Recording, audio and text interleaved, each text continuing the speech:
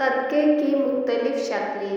رسول صلی اللہ علیہ وسلم نے ارشاد فرمایا، نمبر 1، اپنے بھائی کے سامنے تمہارا مسکرانا تمہارے لیے صدقہ ہے۔ نمبر 2، تمہارا بھائی کا حکم دینا، برائی سے روکنا صدقہ ہے۔ نمبر 3، بھٹک جانے والی جگہ میں کسی کو راستہ دکھانا صدقہ ہے۔ نمبر 4، پتھر کا نٹا اور ہڈی کو راستے سے ہٹانا صدقہ ہے۔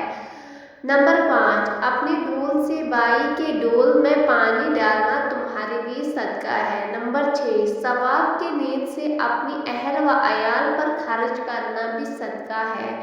نمبر 7، اچھی بات منہ سے نکالنا بھی ایک صدقہ ہے۔ نمبر 8، ہر قدم جو نماز کے لیے اٹھتا ہے وہ بھی صدقہ ہے۔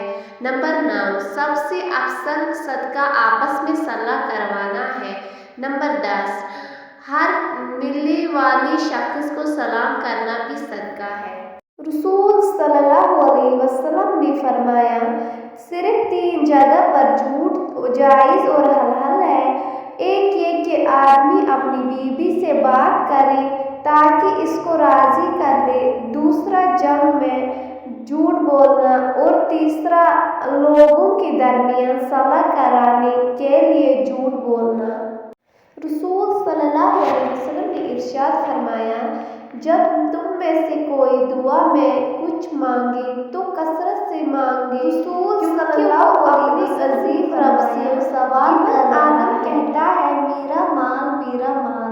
فرمایا، آدم کے بیٹے، تیرا مال میں سے تیرے لیے صرف وہی ہے جو تم نے کھا کر فنا کر دیا، یا پہن کر پرانا کر دیا، یا صدقہ کر کے آگے بیچ دیا۔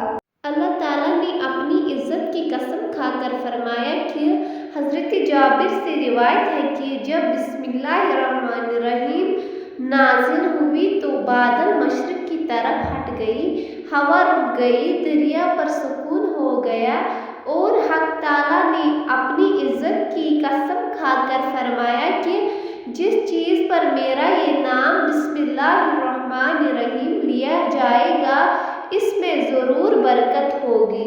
رسول صلی اللہ علیہ وسلم نے فرمایا، اگر تم اتنے گناہ کر لو کہ تمہاری گناہ آسمان تک بھی پہنچ جائے، مگر اس کے بعد تم توبہ کر لو تو اللہ تعالیٰ تمہاری توبہ قبول کر لیں گے۔ رسول صلی اللہ علیہ وسلم نے ارشاد فرمایا، جو بھی لڑکا اپنی ماں باپ کو محبت اور احترام کی نظر سے دیکھتا ہے تو اللہ تعالیٰ اس کی ہر نظر کے بدلے ایک نفلی مقام حج کا ثواب دیتا ہے۔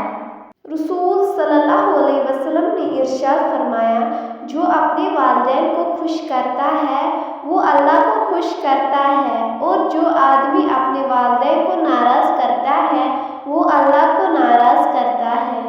نبی کریم صلی اللہ علیہ وسلم نے فرمایا، دعا نفع پہنچاتی ہے اور ان بلاؤں کو ٹالتی ہے جو نازل ہو چکی ہے، اور ان بلاؤں سے بھی جو ابھی نازل نہیں ہوئی، اسی لیے تم لوگ دعاؤں کا اہتمام کیا کرو۔